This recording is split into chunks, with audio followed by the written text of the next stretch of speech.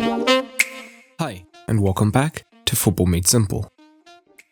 Two of the remaining favourites clashed in Munich as Belgium took on Italy.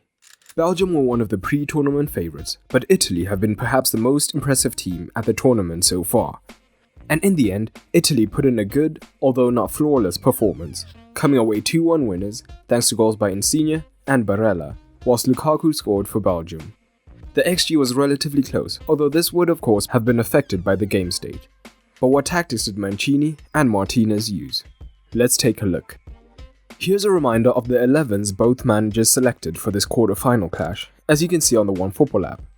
OneFootball is sponsoring today's video, and they are the best football app around, as you can get pre-match formations like this, in-game stats, notifications and so much more. And the best part is you can get it completely free through the link in the description below. But that's not all they give you. They have introduced a special Euro 2020 section, so you can easily keep up with breaking news about your favorite teams, players and so much more. So hit the link down below if you want to download OneFootball for free. Now let's start with Italy in possession. Belgium weren't particularly looking to press high from the goal kick initially, meaning that Italy's centre-backs could have comfortable time on the ball. And Belgium used a similar defensive shape as the prior match, with De Bruyne moving central and Lukaku off the right. And instead of pressing the centre-backs, they generally looked to cover the midfield.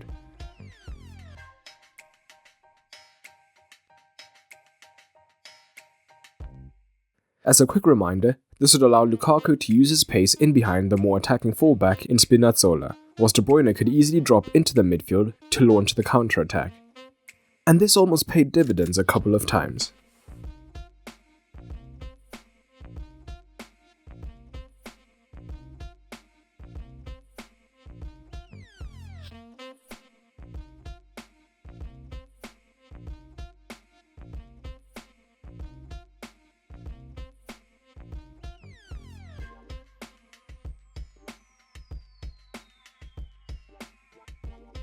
But occasionally, Belgium would look to press in their default shape, and the Italian back three would have been a man down, which would have made it difficult to keep the ball. But Di Lorenzo, from right back, tended to start a lot deeper and operate as a right centre back.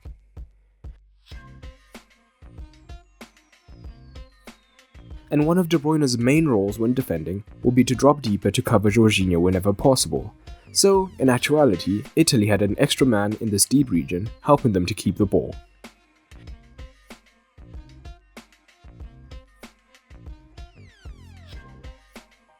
And centrally in these situations, one of the pivots could join in pressing Verratti, as he tended to drop alongside Jorginho whilst Barella moved higher. So, playing through the centre was difficult for Italy. And in the early parts of the game, Jorginho and Verratti couldn't get any easy time on the ball. This wasn't a problem, however, as the left-hand side has been Italy's main threat throughout the tournament. And Verratti would be one of the triggers for this, moving into a deep left position, which would free Spinazzola to push right up the pitch almost as a winger. So, away from the pressure, with Lukaku generally operating higher and narrower, Verratti saw a lot more of the ball, as we see by him completing more passes than Jorginho, who stayed central, despite playing 20 minutes less.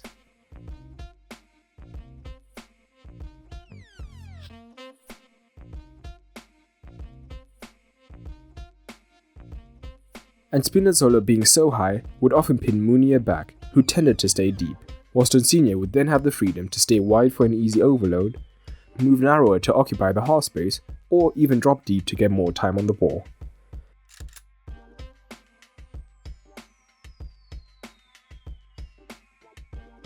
And his mobility made it difficult for a centre-back to commit to closing him down. It was also tricky, as if Munier tried to shut things down at the source, the aging centre-backs would now be isolated against more mobile players. So, it meant that at times, the pivots would have to come across to cover this left-hand side threat, potentially leaving space down Italy's right. And Italy's second goal comes down this left-hand side. Spinazzola is wide, tying up Munier, freeing Insigne to drop deep and pick up the ball. He can drive forward, and again, the Belgium centre-backs aren't willing to break their line in order to pressure the forward. So, it's the pivot in Tielemans who has to come across to cover. But as Tielemans is on a booking, he lets Insigne come through on the inside. There is then a surprising lack of pressure from the centre-backs despite there being no runners from Italy, and they allow Insigne to cut in to produce his trademark finish. As the game went on, Belgium had to press more, so the front three could be drawn to the centre-backs, and with the pivots going man-to-man, we saw a little more of Barella picking up the ball between the lines in these phases, from where he would look to turn and continue the attack.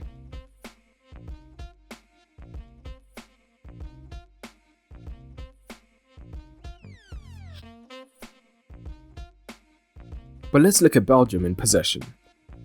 The first thing to note is that when Italy lost possession higher up, rather than retreating to force Belgium into rushed passes before they could get their heads up. We see this in Barella's goal, where after Belgium win the ball and look to dribble out, Italy are looking to be on the front foot to win it back quickly, with Verratti pushing forward and then feeding Barella. But in open play, high up, Italy's goal was similar, looking to press the centre-backs high up the pitch. And this would at times force Belgium's wing-backs to begin much deeper rather than providing a threat high up. And with this consistent pressure, Belgium were forced into long hopeful balls into a somewhat isolated Lukaku. Belgium could have success, however, if it was Spinazzola rather than Insigne who was pressing Meunier, as it created space in behind him that De Bruyne could then move into and look to receive and advance.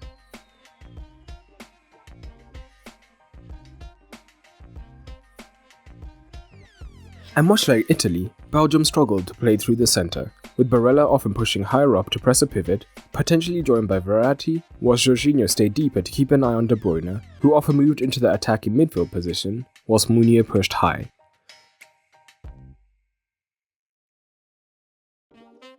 Tielemans and Witsel struggled to generally break the press, being forced to play with their back to goal for most of the match. De Bruyne would drop into the midfield at times to provide a third progression option in deeper regions, and they did have some success with this.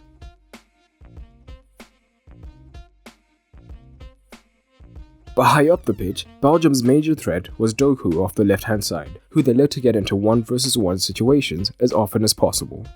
And this could often be facilitated by Trojan Hazard moving up from left wing-back into the left half space, as he's naturally a winger who's accustomed to doing this. And this could force Di Lorenzo to operate much more centrally to begin with. So, from deeper regions, Belgium could look for the switch from right to left, and once Doku had the ball, he caused Di Lorenzo nightmares, completing an incredible 8 dribbles, including winning the penalty.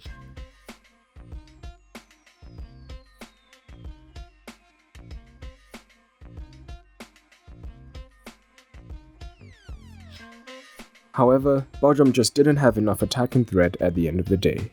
Overall, Italy passed their first big test with a strong performance, and will fancy their chances of going deep in this tournament, perhaps even all the way. On the other hand, the clock is rapidly ticking for Belgium's golden generation, and perhaps next year's World Cup may be last chance saloon for them. But what did you make of the match? Drop it down below. And if you want even more content, whilst helping to support the channel, consider checking out my Patreon at patreon.com/footballmadesimple.